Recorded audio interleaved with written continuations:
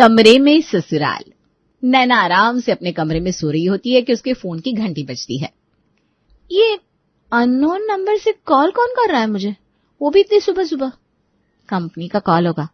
आजकल ये लोग भी ना 10 अलग अलग तरह के नंबर से फोन करने लगे हैं। और इस कॉल को एक रैंडम कॉल समझकर नैना कॉल कट कर देती है। अगले ही पल फिर से उसके फोन पर उसी नंबर से कॉल आता है। कौन है यार, परेशान करके रख दिया है। नयन भी शहर में नहीं है। कहीं नयन किसी और नंबर से कॉल तो नहीं कर रहा है, देखती हूँ। नैना फोन उठाती है और उधर से आवाज आती है किसी औरत की।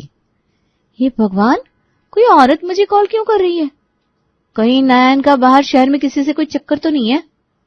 हाँ, पिछले कुछ महीनों से ये बात सूरत जा रहा है। शिट, मुझे ध्यान रखना चाहिए था। कहीं ये वहीं तो नहीं रह जाएंगे। हेलो, मेरा नयन कहाँ है? बात करवाओ मेरी उससे। अरे बहू, मुझे कैसे पता होगा कि नयन कहाँ है? वो तो तुझे पता होगा ना।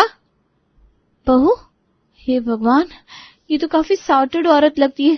कहीं मेरी सौतन की माँ तो नहीं है? और सब कुछ सेटल करने के लिए तो इसने फोन नहीं किया है। अरे तू रह रहकर चुप क्यों हो जा रही है बहू? मैंने ये कहने के लिए फोन किया था कि मैं 1 घंटे के अंदर पहुंचने वाली हूँ, अब वहीं आके बात होगी।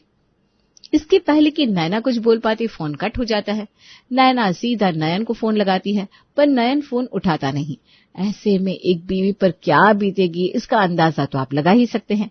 नैना हड़बड़ाती हुई सीधा अपनी सास के कमरे में जाती है और ये सारी स्टोरी है जो कि उसने अपने दिमाग में पकाई थी अपनी सास को बताती है। नहीं बहू, मेरा नयन ऐसा नहीं है, तुझे कोई गलत फहमी हुई है। हो सकता है वो क्रॉस कनेक्शन हो। आजकल ना नेटवर्क भी तो डिस्टर्ब रहता है। कोई क्रॉस कनेक्शन नहीं था मम्मी जी। उस नंबर से मुझे नहीं तो 5 बार फोन आया है। उस आंटी ने कहा कि वो 1 घंटे में पहुंच रही है। अगर वो सच में आ गई तब तो आप मानेंगे ना कि ये मेरा वहम नहीं था। आपके बेटे का कोई और चक्कर चल रहा है। पत्नी अब दिन भर कमरे के अंदर बैठी रहेगी तो पति का कहीं और चक्कर तो चल ही जाएगा ना। जिस दिन से तुम इस घर में आई हो उस दिन से काम और काम। भगवान जाने ऐसा कौन सा ऑफिस का काम होता है तुम्हारा जो तुम सुबह से रात तक कमरे में ही रहती हो। अब पति को समय नहीं दोगी तो पति कहीं और तो जाएगा ही। धीरे धीरे घर का माहौल गर्म होता जा रहा था। इस मैटर में सभी अपनी अपनी टिप्पणियां दे रहे थे। सूरत ही गया है ना नयन, वापस तो आ ही जाएगा। आने दीजिए उस लड़के को, अच्छे से खबर लेता हूँ उसकी। घर में इतनी सुशील कामकाजी पत्नी को छोड़कर बाहर में नयन मटक्का कर रहा है वो। और नयन की नई गर्लफ्रेंड की माँ से भी बात करता हूँ मैं। शर्म नहीं आई उसे अपनी बेटी को एक ऐसे लड़के के चक्कर में फंसने दिया जो पहले से ही शादीशुदा है। छी छी छी छी। वो तो मुझे बहू कह रही थी पापा जी, लगता है वो पॉलीगैमी में मानती है। पॉलीगैमी, ये कोई नया खेल आया है क्या मार्केट में बहू? हे भगवान, पहले लोग गैम्बलिंग में पैसे उड़ाते थे, अब ये पॉलीगैमी में भी। पॉलीगैमी मतलब एक साथ 2 बीवियां रखना मम्मी जी, जिसे हमारा लॉ अलाउ नहीं करता। और ठीक 1 घंटे के बाद दरवाजे की घंटी बजती है। आया तो कोई नया शख्स ही है मम्मी जी, क्योंकि हमारे दरवाजे की बेल खराब है। इस बारे में आसपास सभी को पता है। लगी होगी करण देवर जी की नई सास को। मैं जाकर देखती हूँ। ज्योति जाकर जैसी दरवाजा खोलती है, करंट के कारण काली पड़ी हुई उसे अपनी बुआ सास दरवाजे पर दिखती है। बुआ जी आप? हाँ मैं। ये सब क्या है विनोद? तेरी दोनों बहुएं मुझे मारना चाहती है क्या? एक को सुबह फोन किया तो कहती है हमारे घर आने की जरूरत नहीं है, आप यहाँ क्यों आएंगे? अरे नयन कहाँ है मेरा? और दूसरी बहू ने दरवाजे पर करंट लगा कर रखा है। अच्छा, तो वो नंबर आपका था। Thank God. नींद में मुझे कुछ समझ में नहीं आया और मैंने खुद ही दिमाग में खिचड़ी पका ली। अब बुआ जी आई हैं तो इनके चक्कर में सभी मुझे यहाँ बैठने को कह देंगे और फिर दिन भर इनकी सेवा करो। ना बाबा ना, यहाँ से खिसकने में ही फायदा है। इस सब चक्कर में तो 9:30 बज गए मम्मी जी। 10 बजे तो मेरी ऑफिस शुरू हो जाएगी। मैं नाश्ता करके कमरे में जाती हूँ। भाभी, अब जल्दी से मुझे नाश्ता दे दो। नाश्ता दे दो भाभी? जैसे कि काम करके मुझे ही पैसे देगी। जॉइंट फैमिली के घर में इंसान यही मार खाता है। मैं अभी तो तुम्हारे साथ यही थी नैना, खाना तो नहीं बना। अभी नाश्ता बनाने जाऊंगी तो कम से कम 1 घंटे का वक्त तो लगेगा। अच्छा ठीक है, फिर मैं बाहर से कुछ मंगवा लेती हूँ। बहू तो फिर मेरे लिए भी नाश्ता बाहर से मंगवा देना। यहाँ पास में जो मोहन समोसे वाले की दुकान थी, अब वो है कि बंद हो गई? अरे नहीं सुषमा, उसे क्या होगा, जिंदा है भाई, भला चंगा है वो। अरे भैया वो तो जिंदा होगा, पर लोगों को क्वालिटी का सामान राज कहाँ आता है आजकल। इज्जा पिज्जा खाने वाले हो गए सब, इसलिए मैंने पूछ लिया। अब मोहन समोसे वाले की दुकान है तो फिर वहीं से मेरे लिए समोसे मंगवा ले बहू, या फिर एक काम कर, तू सभी के लिए मंगवा ले। बेकार में क्यों बड़ी बहू रसोई में जाकर नाश्ता बनाएगी। विनोद को भी दुकान के लिए निकलना होगा तो सभी के लिए नाश्ता बाहर से ही मंगवा ले। और ना चाहते हुए भी नैना को सभी के लिए नाश्ता मंगवाना पड़ता है। ज्योति सभी को नाश्ता परोसती है। नाश्ता मिलते ही नैना अपने नाश्ते की प्लेट लेकर फौरन अपने कमरे में चली जाती है। आपकी बहू के सामने मैंने कुछ बोला नहीं भाभी, पर ये क्या धंधा है। शादी को कितने महीने हुए हैं नैना के? 8 महीने, और इतने से दिनों में रंग दिखा दिया लड़की ने। अरे भाई ज्योति सीधी है, इसका ये मतलब थोड़ी ना है कि जिंदगी भर इसी के कंधों पर रसोई का भार रहेगा। आगे जाकर घर का बंटवारा क्यों होता है, इसी कारण से। कब तक बेचारी ये सहती रहेगी। अपनी बुआ सास के मुंह से अपनी तारीफ सुनकर ज्योति तो उनके पैरों के पास बैठ जाती है। क्या बताऊं मैं आपको बुआ जी, नैना के आने के बाद पहले 10-15 दिन तो इतने अच्छे निकले कि मुझे लगा इससे ज्यादा कामकाजी देवरानी मुझे मिल ही नहीं सकती। दिन भर साफ सफाई करती रहती थी, कभी अपने कमरे की तो कभी मेरे कमरे की। मजाल था कि घर में कहीं एक तिनका भी दिख जाए। अब वो इतना कर ही रही थी तो मैं भी रसोई का प्रेशर उस पर नहीं डालती थी। पर अब दिवाली की सफाई जैसी सफाई हर रोज तो नहीं की जा सकती। मम्मी जी ने कह दिया कि बहू तू सुबह सुबह एक बार झाड़ू पोछा कर लिया कर, फिर जरा रसोई देख लिया कर। उंगलियों पर गिनकर सिर्फ 4 दिन हाँ, मेरे साथ रसोई संभाली नैना ने, और उसके बाद न जाने अचानक कहां से ऑफिस शुरू हो गए इसके। नहीं दीदी, ऐसी बात नहीं है। समदन जी का सामने से फोन आया था मुझे कि नैना के ऑफिस से बार बार फोन आ रहे हैं, इतने दिन छुट्टियां नहीं देते ऑफिस वाले, तो आप उसे फिर से ऑफिस ज्वाइन करने दीजिए। वो कोई कॉन्ट्रैक्ट साइन कर रखा था बहू ने, तो नहीं जाती तो ऑफिस वाले 5 लाख का दावा कर देते।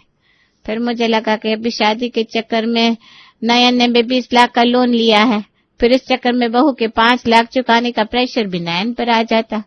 तो मैंने ही बोला बहू ऑफिस ज्वाइन कर ले। और कौन सा बाहर जाती है, घर से तो काम करती है, अपना खर्च निकालती रहेगी तो कम से कम नयन के ऊपर बर्डन तो नहीं आएगा। सुन लिया ना आपने बुआ जी, मम्मी जी को तो अपनी नई बहू ही अच्छी लगती है। ठीक है, मैं कुछ बोल नहीं रही हूँ, आप ही देखिएगा। आपकी खुद की बहू भी तो वर्किंग है ना, आपने तो देखी है कामकाजी बहुओं की लाइफ। बस आप देखते जाइए ये वर्किंग बहू क्या करती है और क्या नहीं। सुबह के 10 बजे अपने कमरे में गई नैना सीधा 2 बजे बाहर आती है। भाभी खाना बन गया क्या? तो दे दो, आज इतना काम है ऑफिस का, 2 मिनट बैठे तो कैसे बैठे इंसान। अरे कम से कम 20 मिनट से लेकर आधे घंटे तक का तो लंच ब्रेक रहता है ये बहू। इतने में तो तुम खुद खाना डालकर खा भी सकती हो। अभी अभी तेरी भाभी खाना बनाकर कपड़े धोकर पीठ सीधी करने गई है, अब वो फिर उठकर तुझे खाना देगी, ठीक लगता है क्या? हाँ तो ये औरत सच में जितना भाभी क्वेश्चन नहीं करती इतना तो ये क्वेश्चन कर रही है। नैना रसोई में जाकर अपना खाना परोस लेती है और प्लेट को उठाकर जैसे ही कमरे में जाने लगती है उसकी बुआ सास उसे टोक देती है। अरे बहू ये क्या, अभी तो तुम्हारा ऑफिस शुरू होने में 15 मिनट बाकी है, अंदर क्यों जा रही है? ऑफिस आवर्स में ही काम करना है ना, यहीं बैठ। एक काम कीजिए भाभी, आप भी अपना खाना यहीं ले आइए, तीनों साथ मिलकर खा लेंगे। गई भैंस पानी में। तो बता बहू किस डिपार्टमेंट में जॉब है तेरा, सैलरी कितनी है? वो आईटी डिपार्टमेंट में है बुआ जी। अरे वाह, इस डिपार्टमेंट में तो सैलरी बहुत अच्छी रहती है। क्या बताऊं भाभी, मेरी बहू भी ना आईटी डिपार्टमेंट में है, 1.5 से 2 लाख महीने के आ जाते हैं। मेरे गले का ये मंगलसूत्र किसने दिलवाया मुझे? मेरी बहू ने। सोने का है भाभी, पूरे 1.5 लाख का। और ये मेरे हाथ के कंगन देखिए किसने दिलवाया है? मेरी बहू ने। मेरा नितिन तो मैकेनिकल इंजीनियर है, असली पैसे ना आईटी वालों के पास ही होता है। तू भी नहीं करके 1.5 लाख तो कमाती होगी बहू, अपनी सास को भी कभी कुछ खरीद दिया कर। क्या बहू तू इतना कमा लेती है? मुझे पता ही नहीं था। तेरे पति की सैलरी तो तू जानती है, 2 लोन है लड़के पर, हमें तो कुछ नहीं चाहिए। उसकी ईएमआई चुकाने में मदद कर दिया कर बस। बेचारा कैसे दिन रात काम करता है। वही तो भाभी, पूरे 8 महीने हो गए। 5 लाख चुकाने थे ना बहू तुम्हें ऑफिस वालों को, वो तो तीसरे चौथे महीने में तुमने 5 लाख तो जोड़ लिए होंगे। 4 महीने के पैसे ऊपर से जमा हो गए होंगे। तो अब तू नौकरी छोड़ेगी तो ऑफिस वाले को आराम से एग्रीमेंट ब्रीच करने के बदले में पैसे दे सकती है। अरे यार, ये तो पीछे पड़ गई बिल्कुल। बोलना तो नहीं चाहिए बुआ जी, पर काम तो आपकी बहू भी करती है। उसकी नौकरी से आपको प्रॉब्लम नहीं है तो मेरी नौकरी से क्यों है भाई? अच्छा मम्मी जी, मुझे देर हो रही है, मेरा ऑफिस स्टार्ट होने वाला है, मैं कमरे में जा रही हूँ। सुषमा के आने के बाद तो ये हालत थी नैना की कि उसने कमरे से निकलना ही छोड़ दिया। कभी काम का प्रेशर, कभी कुछ, और इसी में आज 4 दिन पूरे हो जाते हैं। क्या बताऊं शिल्पा यार, मेरी बुआ सास यहीं जम गई है, दिन भर हॉल में बैठी रहती है। तो तू बता मैं आऊं कि नहीं? अरे तू क्यों नहीं आएगी? हर बार की तरह सीधा मेरे कमरे में आ जाना। और हाँ, जो खाने के आइटम लाने के लिए कहा है ना मैंने, वो पर्स में रख लेना। बुआ जी के चक्कर में बाहर का खाना बिल्कुल छूट गया। खुद के लिए कुछ मंगाओ तो पूरे घर वालों के लिए मंगवाने को कह देती हैं, बता। अब मुझे आइसक्रीम खानी हो तो मैं क्या सभी के लिए आइसक्रीम मंगवाऊं? राहुल और मैं अगर 100 रुपए वाली आइसक्रीम खाते हैं ना, तो वो मेक श्योर करती है कि सभी के लिए 100 रुपए वाली ही आइसक्रीम आए। और नैना की मानकर प्रिया सीधा दरवाजे से अंदर जाकर अपनी सहेली के कमरे में चली जाती है। यहीं हम सब बैठे ना हमसे हाय ना हेलो, ऐसे दोस्त है इसके बुआ जी। अब आप ही बताइए, क्या मेरी सहेलियां नहीं है? पर मेरी जो भी सहेलियां घर पर आती है सीधा हॉल में बैठती है, पापा जी से बात करती हैं, मम्मी जी से बात करती हैं। मैं तो अपने कमरे में किसी बाहर वाले को आने ही नहीं देती। अरे पर्सनल स्पेस नाम की भी कोई चीज होती है कि नहीं? भगवान जाने कौन क्या औरा लेकर अंदर आ रहा है। ऊपर से हम कमरे की अलमारी भी लॉक नहीं रखते। ऐसे में कमरे में सीधा दोस्तों को ले जाना मुझे तो ठीक नहीं लगता। और दोस्तों को भी तो शर्म होनी चाहिए ना, ऐसे कौन सीधा कमरे में चला जाता है? ऐसा क्या है कमरे में जो बहू कमरा छोड़ना ही नहीं चाहती? अरे सुषमा, काम करती है बहू, काम छोड़कर बाहर कैसे आएगी? ज्योति को तो अपनी बुआ सास का साथ मिल गया था। दोनों घूमती फिरती नैना के कमरे के बाहर कान लगा लेती है और उन्हें वहां रैपर्स की आवाज आती है। ये दोनों तो अंदर बैठकर नाश्ता कर रही है बहू। वो आपको दिख रहा है ना बुआ जी? मेरी सास को दिखे तब ना। तो जो तेरी सास कह रही है वही कर। मैं अभी भाभी के पास जाती हूँ और उनसे कहती हूँ कि आपकी बहू बेचारी अपनी सहेली को नाश्ता तो नहीं दे सकती क्योंकि उसका तो ऑफिस है और ज्योति छत पर कपड़े सुखाने गई है। अब ऐसे में बाहर से आया हुआ मेहमान भूखा जाए अच्छा नहीं लगता, तो आप ही उसके कमरे में नाश्ता ले जाइए। जैसे ही भाभी नैना के कमरे में नाश्ता लेकर जाएगी, सब कुछ उनकी आंखों के सामने आ जाएगा। और जैसा सुषमा ने बोला था, सुषमा वैसे ही ममता को जाकर कहती है। सुनकर अच्छा लगा दीदी कि अब आपको भी समझ में आ रहा है कि नैना कितना काम करती है। अब एक इंसान या तो काम कर सकता है या खाना ही पका सकता है। मैं भी उसकी सहेली के लिए कमरे में नाश्ता लेकर जाती हूँ। ममता चाय नाश्ता लेकर नैना के कमरे में जाती है और प्रिया को नाश्ता करता देख लेती है। वो क्या है ना आंटी जी, मुझे पता है कि नैना को ऑफिस से फुर्सत नहीं होती। अब ऐसे में आप सब में से किसी को मैं चाय नाश्ते के लिए परेशान नहीं करना चाहती थी, तो खुद के लिए नाश्ता यहीं लेकर आ गई। हे भगवान, कितनी होशियार है ये नैना और उसकी सहेलियां। कुछ तो राज है ऐसा जो मुझसे छुपाया जा रहा है। शाम के 7 बजे नैना और प्रिया एक साथ कमरे से बाहर निकलती हैं। और कितनी देर करेगी बहन? मूवी ओवर हो जाएगी तब जाएंगी क्या? अरे पागल है क्या? ऐसे ही कमरा खुला छोड़कर चली जाऊं कि सब कुछ शक हो जाए? रुक ना, कमरे में ताला तो लगाने दे। अपने कमरे में ताला लगाकर नैना प्रिया के साथ बाहर चली जाती है। जिस घर में आज तक अलमारी में ताला नहीं लगा, उस घर की छोटी बहू अपने कमरे में ताला लगाकर बाहर जाती है, पर मम्मी जी को कोई फर्क नहीं पड़ता। क्यों मम्मी जी? और इस वक्त नैना को बाहर जाने की क्या जरूरत थी, बताएंगी? अरे बहू, वो अपनी सहेली को ऑटो स्टैंड तक छोड़ने गई होगी। अब इतना तो करना ही पड़ेगा ना।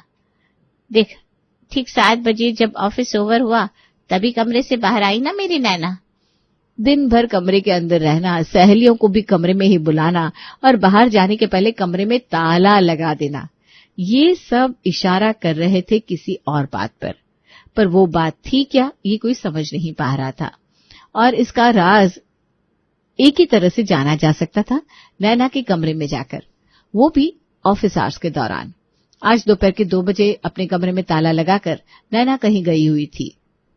अरे भाभी, अब क्या होगा? 2:15 बजे की मेरी ट्रेन है। मुझसे मेरा फोन मांग कर अपने कमरे में लेकर गई थी नैना, और हड़बड़ी में फोन ही अंदर छोड़ दिया और ताला लगाकर चली गई। ओह रुकिए दीदी, मैं उसे कॉल करती हूँ। वो फोन नहीं उठा रही है मम्मी जी, क्योंकि वो ऑफिस की मीटिंग में गई है ना। अब वर्क फ्रॉम होम ले लिया, इसका ये मतलब थोड़ी ना है कि ऑफिस वाले बुलाएंगे नहीं। अभी आप उसे फोन करेंगी तो कम से कम उसे आने में आधे घंटे का वक्त तो लगेगा। मुझे लगता है इस ताले को तोड़ने में ही फायदा है।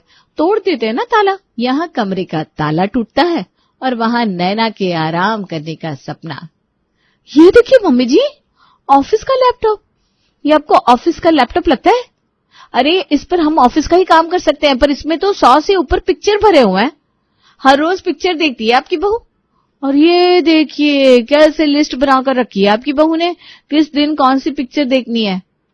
3 से 5 सोना है, 10 से 12 योग। बाबा रे, तो ये होता है इस कमरे में ऑफिस के नाम पर। नयन भैया तो सुबह उठते ही ऑफिस चले जाते हैं और रात को 10 बजे आकर सीधा सो जाते। उन्हें क्या पता कि उनके पीठ पीछे कमरे में ऑफिस के नाम पर ये सब होता है। अरे पर बहू ये सब क्यों कर रही थी? ये तो बहू ही बताएगी। और आज जैसे नैना ऑफिस का नाम लेकर अपने मायके से घूमकर आती है, हॉल में बैठा उसका पूरा परिवार उसका स्वागत करता है, जिसे देखकर नैना घबरा जाती है। वो पापा जी, ऑफिस का काम था ना। अच्छा, तूने अपने ऑफिस का नाम क्या बताया था बेटा? चलो नाम छोड़ो, जरा अपने बॉस से ही मिला दो मुझे। वो क्या है ना, मुझे एक दोस्त के बेटे की नौकरी लगवानी है। अब तू 1,00,000 1,50,000 कमा रही है तो इतना रेफरेंस तो तेरा होगा ही। बताओ ना नैना, हवाइयां क्यों उड़ गई तुम्हारी? ये मूवी देखने से मन भर गया क्या? अब जब सब एक साथ नैना पर चढ़ जाती हैं, नैना फूट फूट कर रोने लगती है। वो मम्मी जी, इस घर में जो भी होता था मैं अपनी मम्मी को बताती थी, और मम्मी को जैसे ही पता चला झाड़ू पोछी के साथ मुझ पर रसोई का भी प्रेशर आ रहा है, तो मम्मी ने बोला कि धीरे धीरे कर ये लोग रसोई के अंदर ही तुम्हारा बिस्तर भी लगवा देंगे।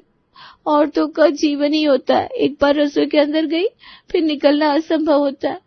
ऑफिस का बहाना बना दे, फिर जो हुआ सो आप जानती हैं।